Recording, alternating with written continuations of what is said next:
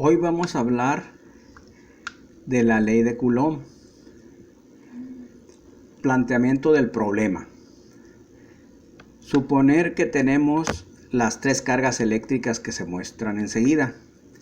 Tenemos una carga Q1 de menos 3 microcoulombs en el punto 1,1. Aquí tenemos el punto 1,1 en un plano cartesiano XY y cada cuadro es 1 centímetro. Luego tenemos la carga 2 que es 4 microcoulombs en el punto 5, 0, en este punto la 2. Contamos 5x, 0y. Y la Q3 tenemos menos 5 microcoulombs en el punto 0x, 4y. Y como dato adicional tenemos la constante de permitividad en el vacío, que es 9 por 10 a la 9 newton metro cuadrado sobre coulomb al cuadrado. La pregunta es encontrar la fuerza en newtons ejercida sobre Q1 debido a las otras dos cargas, es decir, qué fuerza voy a tener aquí en esta carga 1 debido a que tengo una carga 2 y una carga 3 ahí en ese plano, que aquí, como les decía, son 5 hacia acá, aquí es 1, 1 y aquí es 0, 4.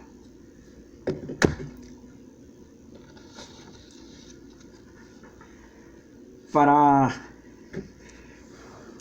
la ley de Coulomb se considera que las cargas de signo igual, ya sea más o menos, se repelen. Por eso es que tenemos los vectores hacia afuera, ¿no? Se están repeliendo F1 y F2. Y cuando tenemos signos diferentes, se atraen. Aquí los vectores van hacia el centro. Y aquí hay una distancia R. La ley de Coulomb la tenemos aquí en la frase y podemos deducir la ley de Coulomb en palabras. Dice que dos cargas se atraen o se repelen directamente proporcional al valor de las cargas en coulombs. ¿Por qué directamente? Porque tenemos sobre el numerador tenemos Q1 y Q2, de tal manera que si los aumentamos, pues lógicamente la fuerza va a aumentar, ¿sí? Y R al cuadrado está en la parte inferior, es la distancia entre las dos cargas, esta distancia. Si la aumentamos, lógicamente, como está en el denominador, al dividir en un número mayor, va a disminuir la carga, ¿sí? Y si disminuimos la distancia, aumenta la carga. Disminuimos la distancia, lógicamente el cociente va a ser mayor.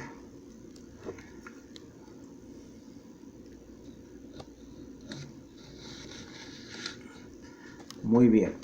Entonces decíamos en el enunciado, encontrar la fuerza en newtons ejercida sobre Q1 debido a las otras dos cargas. Entonces aquí tenemos Q1 y se va a ejercer una fuerza Q2 sobre Q1 y Q3 sobre Q1. Como dijimos, directamente proporcional al valor de las cargas e inversamente proporcional al cuadrado de sus distancias. Solución del problema. La fórmula general es F igual a K por Q1 por Q2 entre R al cuadrado, que es la distancia en metros. Y esta fuerza viene dada en newtons. Enunciando la fórmula, dos cargas Q1 y Q2 se atraen o se repelen directamente proporcional a sus valores en coulombs e inversamente proporcional al cuadrado de su distancia en metros, lo que ya mencionábamos anteriormente. No es un trabalenguas, porque lógicamente si yo aumento, como dije antes, Q1 y Q2, forzosamente va a aumentar F. Y si aumento la distancia, como está en el denominador al cuadrado de la distancia, va a disminuir la fuerza. Ahora, el paso 1 que vamos a hacer es, dice, para aplicar la fórmula consideremos mu igual a 10 a la menos 6. Por lo tanto, K1 es igual a menos 3 mu microcoulombs. Entonces, esto sería igual a menos 3 por 10 a la menos 6 expresado en coulomb. Igualmente, 4 microcoulombs es igual a 4 por 10 a la menos 6 coulomb. ¿Por qué? Porque le estamos quitando el micro, que es 10 a la menos 6. Entonces necesitamos multiplicarlo por 10 a la menos 6 para que haya una equivalencia de estos valores. Siempre que hacemos un problema de este tipo, vamos a tener que trabajar en coulombs. El paso 2 sería dibujar ejes coordenados en el punto de interés. Mi punto de interés es Q1 porque estoy preguntando cuál es la fuerza que ejerce Q3 sobre Q1 y también Q2 sobre Q1, ¿verdad? Esos se van a sacar por separado y se van a sumar algebraicamente o vectorialmente, y es lo que va a ejercer, esa fuerza se debe ejercer con un valor y un sentido y una dirección en este punto. Muy bien, vamos a seguir adelante. El paso 3, identificar la distancia entre Q2 y Q1 como R21. Es decir, si yo tengo aquí Q1 y aquí tengo Q3, voy a identificar esta distancia. El efecto va a ser de Q3 sobre Q1, es lo que me están pidiendo. Entonces voy a identificar la distancia como R31, igual a H, que es una hipotenusa aquí, ¿no? Ahora yo tengo, dice, encontrar la distancia en centímetros R31. Para ello encontrar un triángulo cuya hipotenusa quede entre Q3 y Q1. Es decir, yo voy a buscar un triángulo, dibujar un triángulo que la hipotenusa me una, como está aquí, Q3 a Q1 para sacar esta distancia. ¿Cómo la voy a sacar? Raíz cuadrada de este cateto al cuadrado más este cateto al cuadrado. Los elevo al cuadrado, como aquí está. Los elevo al cuadrado el cateto opuesto, que vale 3 al cuadrado, y el cateto adyacente 1 al cuadrado. Entonces aquí tenemos R cuad es la raíz cuadrada de los dos catetos al cuadrado sumados, y esto me da raíz de 10, que es 3.16. de acuerdo. Encontrar la distancia en centímetros de 2 a 1. Primero fue de 3 a 1. Como las dos cargas van a influir sobre Q1, ahora voy a encontrar la distancia de Q2 a Q1. ¿De acuerdo? Entonces por eso le llamo R21. La carga 2, ¿sí? Esa distancia es de la carga 2 directa hacia la carga 1. Por eso le llamo 2,1. De la carga 2 a la carga 1. Para ello encontrar un triángulo cuya hipotenusa quede entre Q2 y Q1. Voy a dibujar un triángulo aquí que la hipotenusa del triángulo para calcularla con los catetos.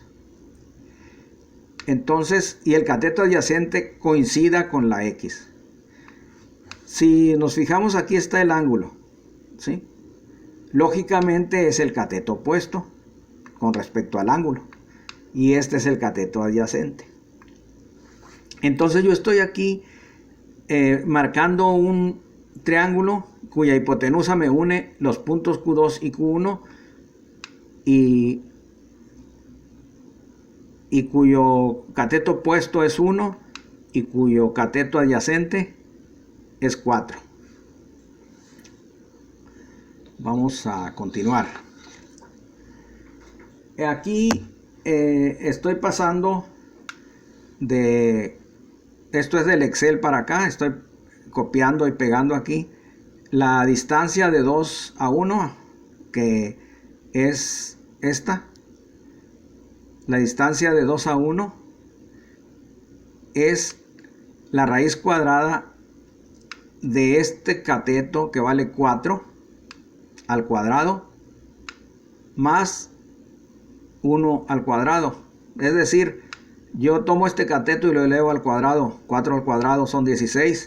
Y este cateto lo elevo al cuadrado. 1 al cuadrado es 1.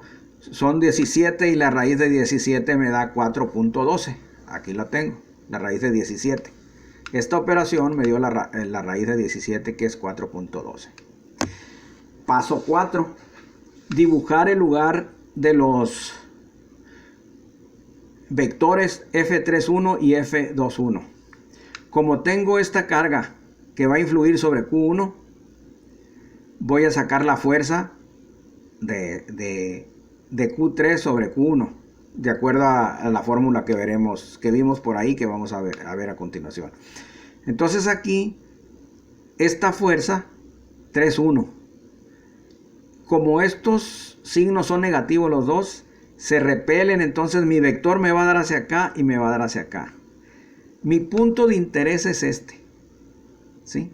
Entonces ahí voy a tener un vector. El vector F31 lo voy a colocar aquí, ¿sí? Y el vector F21, como la fuerza va hacia el centro, para acá y para acá, entonces este es el vector F21. Tengo dos vectores ahí, por lo pronto, que voy a calcular con la fórmula que tenemos por ahí adelante, ¿sí? El paso 5, encontrar analíticamente los ángulos alfa 3,1 y alfa 2,1. Lo mismo, yo aquí necesito el ángulo con respecto al eje X. Aquí está el ángulo, ese necesito. Pero como este ángulo es igual a este, porque son ángulos opuestos por el vértice, ¿no? Entonces aquí tengo un vértice, trazo una raya aquí y otra aquí. Tanto el ángulo de arriba como el de abajo aquí son iguales. Entonces yo primero calculo este, que va a ser igual a este de acá. Entonces, ¿cómo voy a calcular este ángulo? Es tangente a la menos 1, ¿sí? Tangente a la menos 1 de cateto opuesto, que vale 3, entre cateto adyacente, que vale 1. Aquí es 3 entre 1, está mal este de abajo. Es tangente a la menos 1 de 3. Y me va a dar en radianes 1.24, como lo estamos haciendo en computadora. Y transformado a grados me da 71.56. Ese es el ángulo este. ¿Para qué voy a querer este ángulo? Yo quiero ese ángulo porque cuando yo sume este vector y este vector, voy a sacar suma de fuerzas en X. Y entonces este ángulo, con el coseno de este ángulo, multiplicado F31 por el coseno de este ángulo, me va a dar la fuerza en X. Y multiplicado F12 por el coseno del ángulo alfa 2,1, me va a dar la componente aquí. Las dos son positivas y me van a dar hacia la derecha, ¿no? Y con el coseno de este mismo ángulo voy a calcular esta Y, ¿sí? Con el seno de este mismo ángulo voy a calcular la Y que tengo aquí. Aquí tengo la Y, ¿sí? Y con el seno de este F21 por el seno de este ángulo me va a dar la proyección de este vectorcito aquí muy pequeñito. ¿De acuerdo? Muy bien. Entonces aquí tengo alfa 3,1 que me da igual a 71.56 grados. Cateto opuesto entre cateto adyacente. Tangente a la menos 1 de cateto opuesto entre cateto adyacente. Tengo alfa 2,1 que son 14 grados. Son radianes y grados, ¿no? Es la equivalencia. Entonces alfa 2,1 va a ser 14 grados. Aquí está muy pequeño, ahí se ve que es muy pequeño.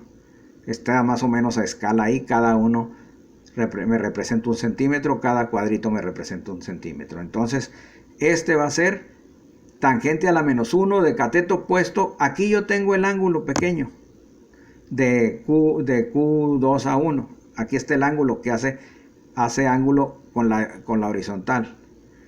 Entonces aquí yo voy a tener el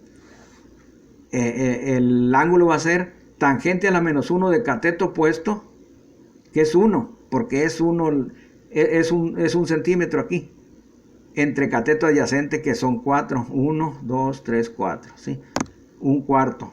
Entonces aquí voy a tener tangente a la -1 de cateto opuesto sobre cateto adyacente igual a tangente a la -1 de un cuarto, porque tengo cateto opuesto 1, cateto adyacente 1, 2, 3, 4.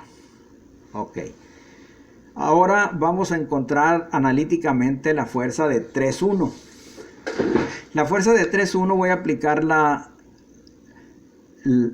aplicar la ecuación para calcular la fuerza con la que se atraen o se rechazan. En este caso se rechazan porque son menos, entonces va para los lados. Y este es mi punto de interés y aquí voy a poner los vectores. Este vector no me importa, nada más lo puse porque se están repeliendo, entonces esta va para abajo y este para arriba, pero realmente mi punto de interés es este. Aquí voy a calcular todas las fuerzas que necesito. Porque acuérdense que el enunciado del problema es las fuerzas ejercidas por Q3 y por Q2 sobre Q1. Por eso este es mi punto de interés. ¿De acuerdo? Ahora tengo la fórmula aquí, la fórmula general. Mejor dicho, es la fórmula aplicada ya. K es la constante que di el valor anteriormente, que es 9 por 10 a la 9. Q3 lo tenemos al principio del enunciado, aquí lo tengo, y es 3 por 10 a la -6. Por Q1, que es 5 por 10 a la -6. Dividido entre 3.16 centímetros. Como debe estar en metro, lo multiplico por 10 a la -2 para que esté, porque lo voy a dar en metros. Y luego esto al cuadrado, porque es R al cuadrado. Y resolviendo eso en la computadora me da, o en una calculadora científica, me da 135 newtons. ¿Sí? Y aquí estoy colocando el ángulo nada más para tenerlo asociado. La fuerza 3,1 va a estar asociado al ángulo 71. Ahí está, miren, vean el 71 y el 14. Ahí se ve muy claramente las diferencias. Vamos a continuar. Ahora vamos a calcular la otra, encontrar analíticamente las fuerzas, la fuerza 2,1, la que estábamos viendo. Entonces la fuerza 2,1 es la K, que es la constante. Siempre en este tipo de problemas la K va a valer 9 por 10 a la 9. 9 por 10 a la 9. Este es el asterisco que usamos en la computadora para multiplicar, por Q2, que es 4 por 10 a la -6. Es el valor de Q2 esta. Por 3 por 10 a la -6, que es el valor de Q1, dividido entre R 2,1, que es 4.12, que es el radio en centímetros, y lo quiero en metros, lo multiplico por 10 a la -12 y ya está en metros, y como es R al cuadrado lo elevo al cuadrado aquí. Ahora el F2X es 63.52 newtons. Ahora vamos a ver esto. Yo voy a poner aquí las fuerzas en X y las fuerzas en Y. De acuerdo. Entonces ¿cómo voy a calcular las fuerzas en X? voy a multiplicar el vector F31, que es el que va desde la carga 3 a la 1, lo voy a multiplicar por el coseno del ángulo que calculé anteriormente, que eran 71 grados, ¿sí? ¿Y cómo voy a obtener la suma de fuerzas en Y? Pues la fuerza, la proyección en Y del vector F31 va a ser menos 128. ¿Por qué? Porque va hacia abajo. Va hacia abajo el vector y tiene que ser negativo. Si la Y va hacia abajo, tiene que ser negativa. Si la X va hacia la derecha, como en el caso del F31, es positiva. Entonces, si nos fijamos, los dos vectores van hacia abajo. Las X son positivas porque van hacia abajo y hacia la derecha. Y son negativos porque van hacia abajo. Son positivas las X porque van hacia la derecha los vectores, y negativas porque van hacia abajo. Ok. Una vez sacando las proyecciones de los ejes con los cosenos de alfa y con los senos de alfa, vamos a sumar algebraicamente. Aquí me da 104.32 y aquí me da menos 143.48. Entonces yo aquí tengo otro diagrama, el diagrama donde voy a tener la fuerza resultante. Entonces yo tengo aquí la X me vale 104 hacia la derecha, porque es positiva hacia la derecha, ¿sí? Y me vale la Y, la suma de las proyecciones de Y, me vale menos 143, es para abajo, 143. Aquí está el punto. Entonces se calcula F, raíz cuadrada de este cateto al cuadrado más este cateto al cuadrado. Es decir, este cateto lo elevo al cuadrado, este valor, que es 104.32. Este cateto es 104.32, lo elevo al cuadrado. Y este cateto del triángulo rectángulo lo elevo al cuadrado, que es menos 143 al cuadrado, lo elevo. Y a eso lo sumo y le saco raíz cuadrada y me va a dar 177.39. El ángulo, ¿cómo lo calculo? Pues es tangente a la menos 1 de cateto opuesto, que es este, y que es este, entre cateto adyacente, que es este y que lo tengo aquí. Vamos a regresar a la hoja. Vamos a regresar a donde tengo yo los triángulos. Fijémonos bien, F31, ¿sí? Allá adelante donde calculé la suma de fuerzas, esta la descompuse con F31 por el coseno del ángulo alfa 31, me da una proyección aquí. Y me dio positiva porque está al lado derecho de los ejes.